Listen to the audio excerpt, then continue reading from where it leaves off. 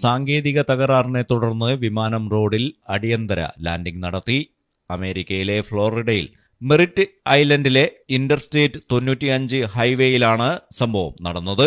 ഓടിക്കൊണ്ടിരിക്കുന്ന വാഹനങ്ങൾക്ക് മുകളിലൂടെ റോഡിലെ ഫ്രീവേയിൽ പറന്നിറങ്ങിയ വിമാനമിടിച്ച് കാർ അപകടത്തിൽപ്പെട്ടെങ്കിലും യാത്രക്കാർ അത്ഭുതകരമായി രക്ഷപ്പെട്ടു.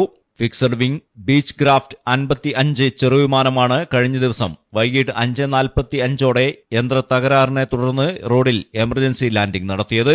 ലാൻഡിംഗ് നടത്തുന്നതിനിടെ വിമാനമിടിച്ച് ഒരു കാറിന് കേടുപാടുകൾ സംഭവിച്ചിട്ടുണ്ട്. വിമാനത്തിലുണ്ടായിരുന്ന 2 യുവാക്കൾ വലിയ പരിക്കില്ലാതെ രക്ഷപ്പെട്ടു.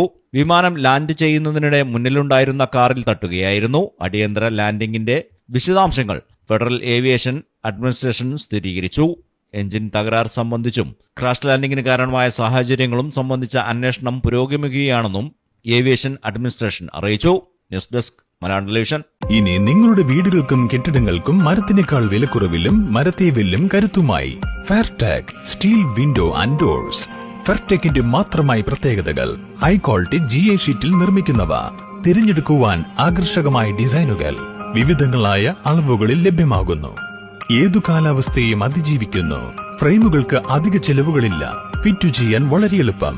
ഇനി ഫെയർടെക് പ്രൊഡക്റ്റുകൾ ഉപയോഗിക്കൂ. സമയവും സമ്പത്തും ലാഭിക്കൂ.